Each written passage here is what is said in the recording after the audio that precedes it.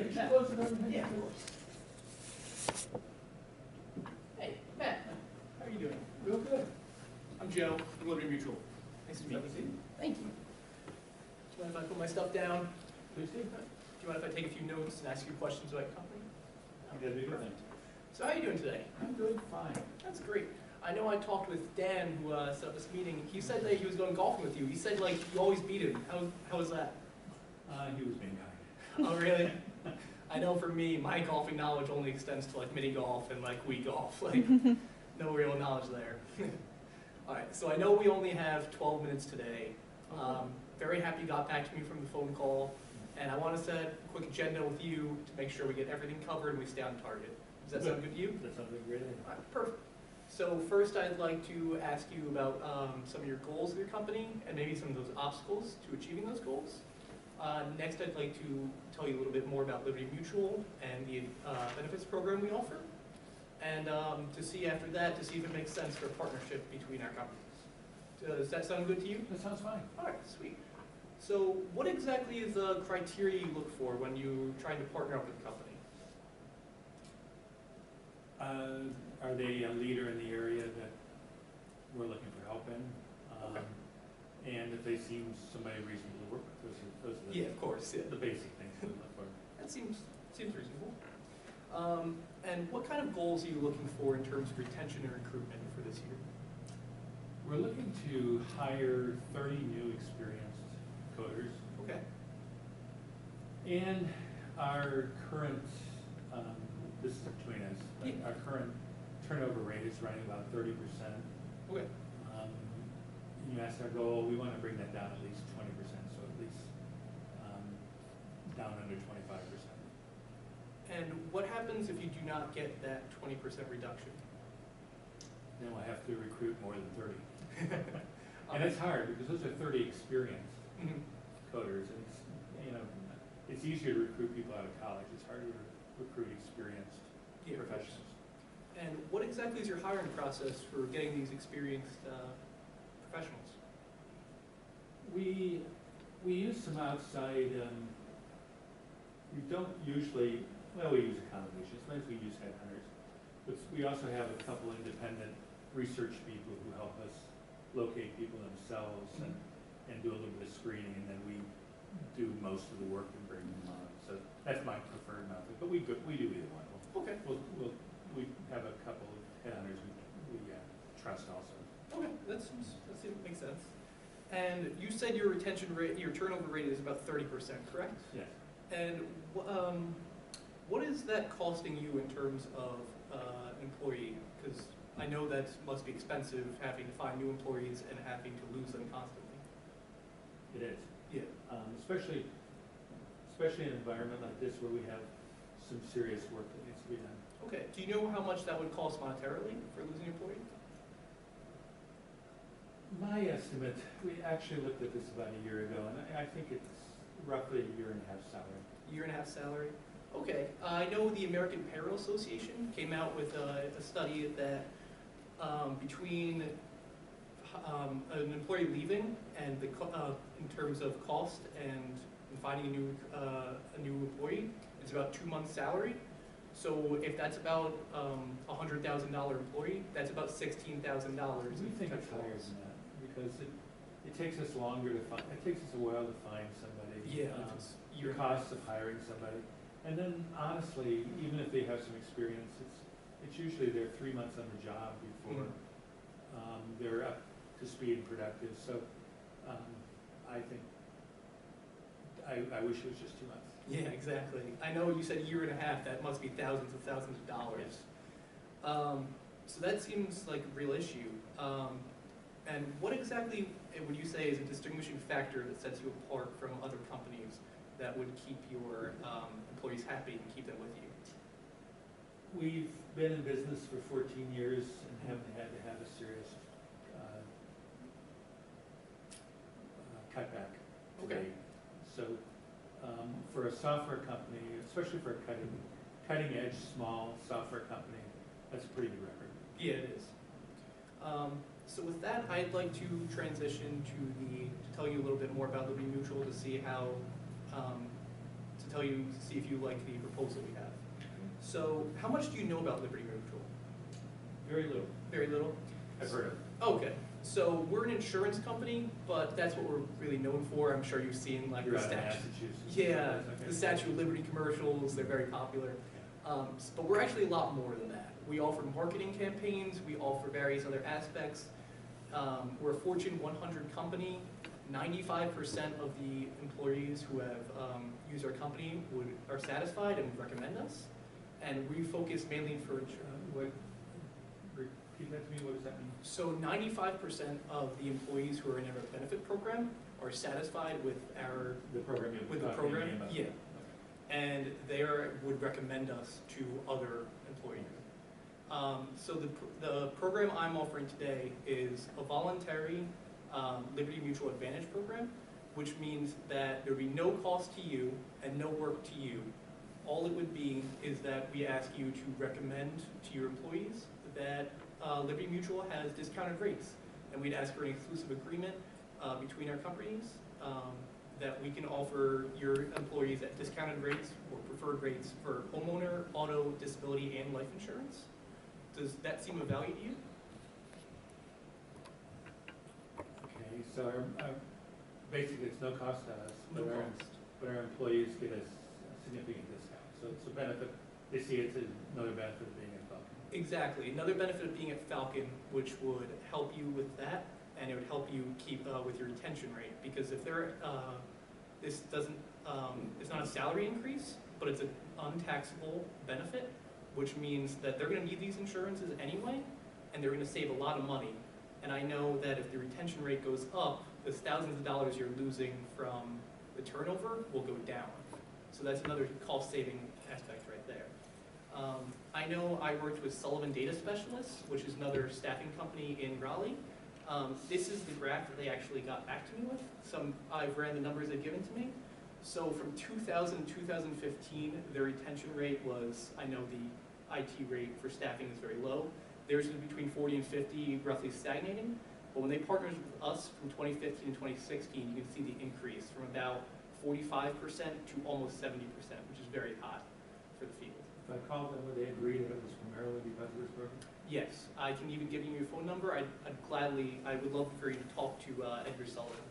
I even have his words right here, if you'd like to read.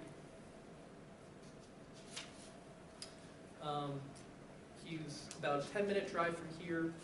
He's a good associate of mine. I've been with him about a year, and basically the results are coming to him right now. Does that seem comprehensive to you? Well, that sounds very, very interesting. I'm a little concerned with the idea of, are you talking exclusively? Yes, we're talking about an exclusive agreement. My concern would be all of they're coders. Yeah. So whenever they buy anything, they pull out the smartphone and double check. So if they call Flow or get on the website for Progressive and find something cheaper, then they'll be suspicious that we're trying to rip them off or something. Have you seen that happen before? Yeah, I can totally understand that. I have seen it happen in terms of finding lower rates, but Liberty Mutual, with our agreement, would have discounted rates. So your employees that would voluntarily come to me, and you would recommend them to me, they would receive discounted rates that would be basically unbeatable. And it's entirely up to their discretion whether or not they wanted to have these rates. So they can choose to come with Liberty Mutual. They don't have to. It's totally voluntary. The other major concern I have is my time. Your time. Dan and I are both very, very busy. Mhm. And we're really the only ones that have time to deal with this product. So don't tell me I have to get an insurance license or learn how this stuff works. You won't have any time to do with this. I will take care of it all. All I'm asking for you is to recommend it to your employees, and I'll sit down with them, whether it's through in-person interviews, whether it's through Skype, whether it's through email, whether it's through phone call. I will sit down personally. I will be the face behind this. I will take care of it all, and I will make sure that everything goes smoothly. You can send an email out to them with your contact information. Of course. And I basically don't need to get involved. Of course. Here's my business card right now. I'd love for you to contact me with any further questions or anything else. Now, I know we've talked about a lot today. Do you know of anyone else who would value coming into the meeting to make a decision? You know, there's my boss, Amrit Patel, should actually hear about this program. I know he's tied up in other meetings today, Okay. unfortunately, but I will have to run this by him. All right.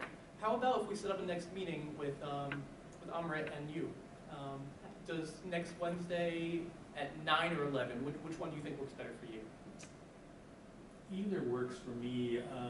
We usually have I know that the tech department usually has a early morning meeting, so my guess would be that if we're gonna get on at 11 o'clock would be the better time. So why don't we target Wednesday at 11?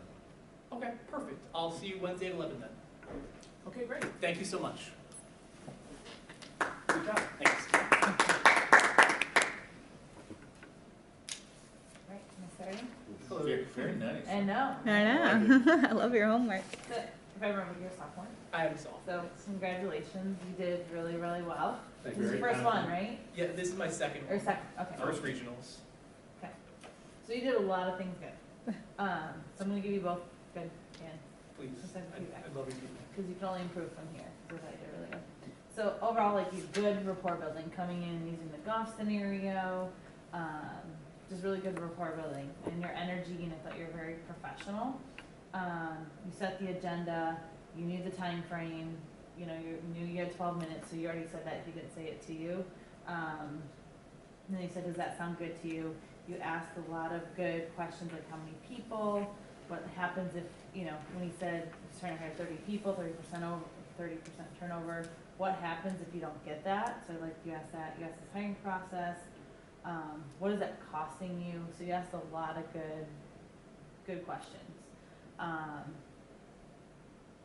You know, maybe, and again, this is just, and you did ask some second level questions, and just thinks, going in just a little bit deeper to the point where he's like, I need this, right?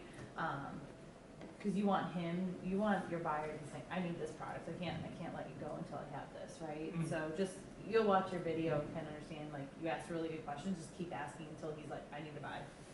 I would say the transition from the exploratory to the presentation, just a transition, where you'd say, if I'm able to offer you a solution to reduce turnover and attract new talent, would you be interested in this? Okay. So asking something like that to transition, because you said, well, I'd like to transition.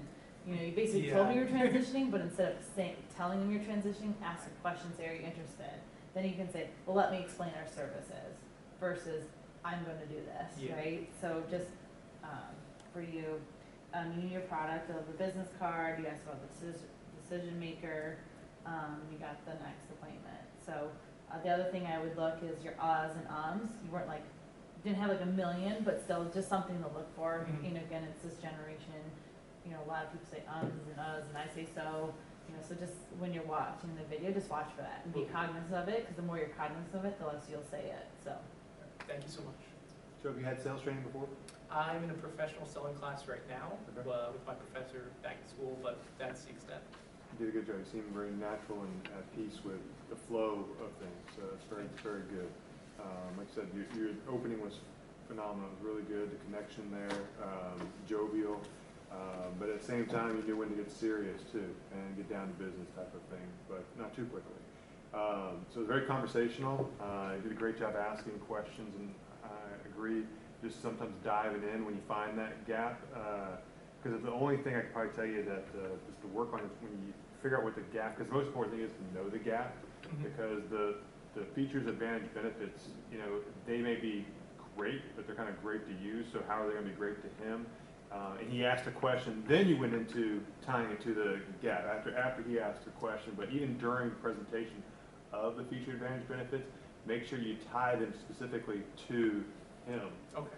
And not just present as a generic presentation of them. Make sure you make them specific to them. Kind of the way you did your graph and stuff. You kind of brought it in someone close by to them. Make everything personal, basically, about them. Cater it to them. And then on his objection, you answered his objection, but we tend to make an assumption that you resolved his objection and that he was okay with your answer. ask a clarifying question to make sure that he was okay and it was no longer a concern based off of your answer. Okay. You know, I think it was based upon him wanting to move forward, but you never want to make any assumptions. Yeah. So just make sure that you don't want to, that he understood what you were saying and that it answered his concern. So I thought you did very good. A couple of these are just a little details. When you came in, you said, mind if I sit, and then mind if I take notes. So just kind of either one or the other, Oh, yeah. and then go into your flow. I loved all your detail. You could tell you did your homework. You know, you weren't wasting his time, and I'm sure that came across to him, especially having graphs and everything that was, and doing, you had some kind of note of like, well, this statistic that I looked up yesterday showed this, this, and this. I thought that was very cool.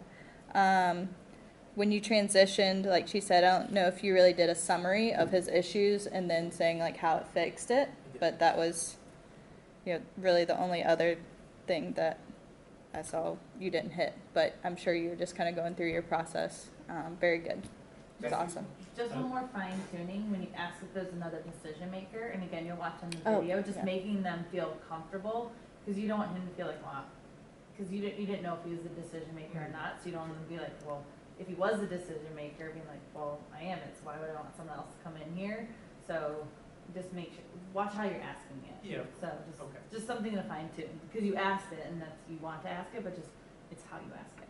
Or Yeah, ask so in for they fact, don't it feel might have been better to ask for the sale and Yeah. then hear that I need Somebody needs to come in. refer to Okay. somebody else. Yeah. But I think it was. Yeah, pretty no, it was good. Just, I'm giving you feedback to fine tune stuff. 'cause I thought you were appreciate good. it. Yeah. Yeah, another fine tuning thing is that I like the fact that you did your homework and looked up what it costs for turnover.